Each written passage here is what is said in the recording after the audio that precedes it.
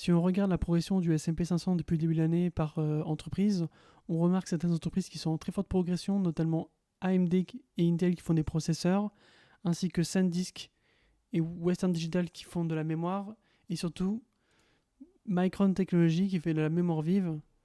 Sur le début de l'année, on a plus de 156%, sur un an à plus de 678% d'augmentation, et sur 5 ans à plus de 829%. Si on regarde en fait cette entreprise directement, elle a actuellement une capi boursière de plus de 840 milliards de dollars, et pourtant sa valorisation est très faible, puisqu'elle est valorisée à moins de 8 fois les bénéfices de 2026. En fait, ce qui se passe, c'est qu'il y a une pénurie sur la mémoire vive, je pense que vous avez dû en entendre parler, ce qui fait qu'en fait, ces entreprises-là vont avoir des cycles de revenus, chiffre d'affaires qui vont exploser sur les années suivantes. Alors, il est prévu que ça augmente au moins fortement sur 2026, 2027, 2028. Et donc, en fait, sur les prochaines années, il est prévu que ces entreprises-là soient les entreprises les plus profitables au monde.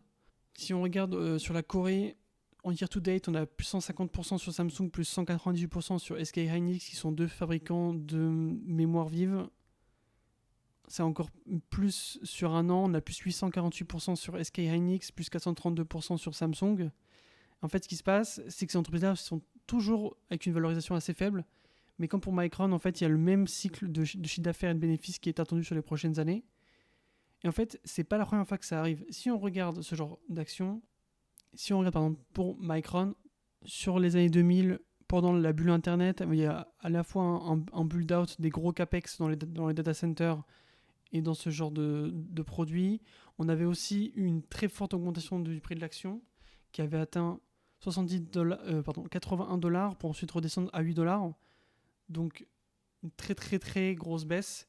Et ce qu'on peut voir en fait, c'est que là, pour la première fois, ces entreprises, il y a un nouveau narratif qui dit que certes, elles étaient cycliques par le passé, elles étaient cycliques au milieu des années 90, en 2000, en 2021, on a eu un autre cycle sur la RAM avec une pénurie, mais que là, cette fois-ci, la demande est telle qu'elles ne seront plus cycliques, elles auront des contrats sur le long terme. Si on regarde directement ce graphique qui montre les prévisions des bénéfices pour le MSCI Korea que je vous ai montré, en fait, donc l'évolution, vous vous rappelez du plus de 800% sur SK Hynix, etc., c'est directement lié à une prévision qui fait que sur 2026, le bénéfice par action forward des entreprises coréennes, donc qui sont majoritairement Samsung et SK Hynix, va passer de 200 à 760. C'est-à-dire qu'on va multiplier par plus de 3, presque 4 en un an. Si on regarde les prévisions des analystes pour les entreprises de RAM comme Samsung et SK Hynix, alors il est projeté que d'ici 2027, ces entreprises soient les plus rentables au monde. Ces deux entreprises devraient ensemble ramener 387 milliards de dollars de revenus opérationnels d'ici 2027, ce qui ferait plus que par exemple les 263 milliards de Google et Apple ensemble, qui sont les deux entreprises les plus profitables des États-Unis. Et donc en faisant ça, vous pouvez vous dire, c'est super, je vais investir beaucoup d'argent dans ces entreprises, sauf qu'en fait, tout le monde est au courant de ces informations. En fait, vous n'avez pas d'informations différentes par rapport aux autres personnes. Le cycle haussier lié à la hausse de demande de RAM est déjà passé, il va sûrement continuer, ces entreprises vont continuer à progresser en bourse sûrement. Mais en fait, le risque, et c'est ce que je vais vous montrer tout de suite, c'est que c'est pas la première fois en fait. En 2021, il y avait aussi un cycle extrêmement positif pour les producteurs de RAM, et ce qui s'était passé, c'est qu'ils avaient augmenté leur capacité de production, et qu'après ils s'étaient retrouvés avec des stocks importants et une rentabilité moindre, et ils avaient dû déclarer des pertes records. Si on va voir par exemple le bénéfice net de Micron, qui est l'équivalent de SK Hynix ou de Samsung, ce qu'on peut voir, c'est qu'on a exactement ce dont je parlais des cycles. Des bénéfices, ensuite des pertes très importantes quand même. Par exemple, en 2021, il y a un trimestre, ils ont fait plus de 7 milliards de dollars de pertes. Pour une entreprise qui avait une capitalisation boursière qui était pas non plus, devait être à peut-être 200-300 milliards, quoi. Donc c'était même moins. Donc c'est vraiment des niveaux de pertes très importants. Ce qu'on peut aussi voir au niveau du chiffre d'affaires, c'est vraiment des cycles. 2018, hop, 2021, ça remonte, ça redescend. Donc actuellement, la demande qu'on a par rapport à la pénurie, ça va pas durer comme ça tout le temps. Je pense vraiment pas qu'on est sur un cycle qui est fondamentalement différent à tous les autres cycles qui ont eu lieu précédemment. Ce sont avant tout des entreprises qui sont cycliques. Donc en fait, lorsque vous voyez un price to earnings ratio qui paraît faible comme ça, là, en fait, ça veut dire que c'est déjà trop tard. Il fallait investir avant sur ces entreprises-là, il faut investir quand les price to earnings forward sont élevés. Ça veut dire que les prévisions sont basses et qu'on n'est pas en période de pénurie. Quand le price to earnings forward est élevé et qu'on rentre en pénurie, alors les prévisions des analystes changent et le price to earnings devient ridiculement faible, peut-être 1 ou 2 fois les bénéfices, vraiment c'est à ce point-là faible. Et après ça va atteindre entre 5 et 7, 8 fois les bénéfices. Mais c'est assez normal en fait. Si je veux voir directement au niveau de la valorisation, si on regarde la valorisation de Micron, donc là ils sont en perte, ok, parce que c'est la suite du cycle de 2021. 2021-2022 ils sont en 12, 13, 9, 8, 7, 6. 6 de price to earnings là. Là c'est le pic de la pénurie. Le pic de la pénurie de RAM en 2021. Voilà, donc là ils étaient à 6 de price to earnings, maintenant ils sont à 35. Donc c'est vraiment de la folie. Par exemple, en regardant le chiffre d'affaires de Micron, 2020, 21 milliards, 2021, 27, 2022, 30, ensuite 2023, 15. Donc le chiffre d'affaires peut être divisé par 2 en un an.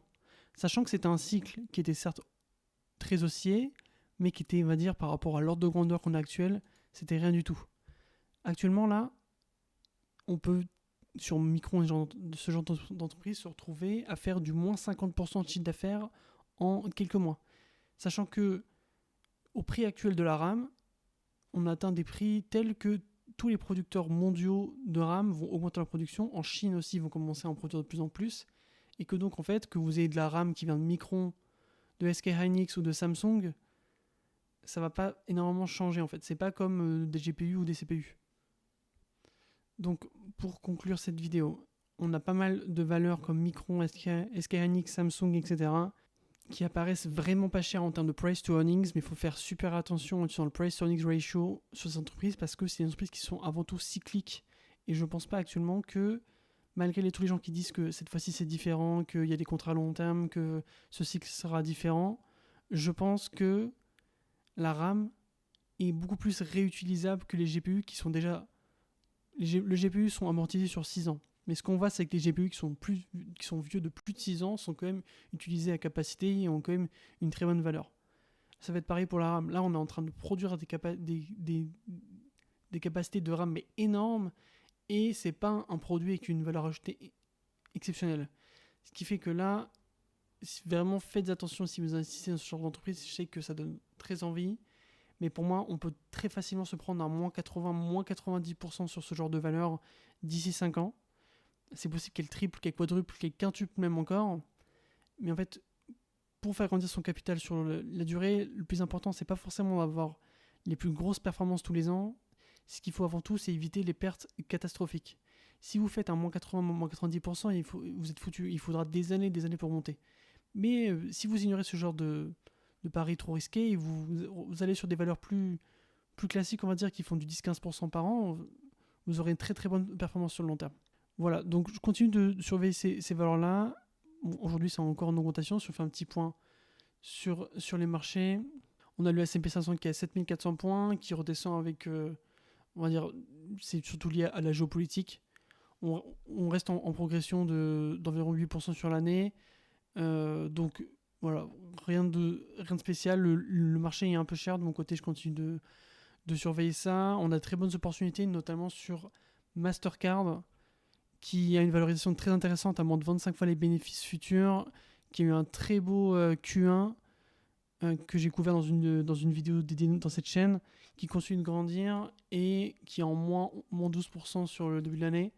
Donc c'est le genre d'entreprises qui sont vraiment, certes avec un price to earnings ratio plus élevé de Micron ou SK Hynix ou Samsung, mais cette entreprise en fait est mieux valorisée que ces producteurs de RAM. Là, il y a un vrai moat, il y a des vraies protections pour Mastercard, qui fait que pour moi, j'ai pas trop d'inquiétude à investir dans ce genre de société qui a vraiment des protections, qui n'est pas cyclique, c'est vraiment une force tranquille qui continue de progresser. Et voilà, donc je continue de surveiller ce genre de boîte.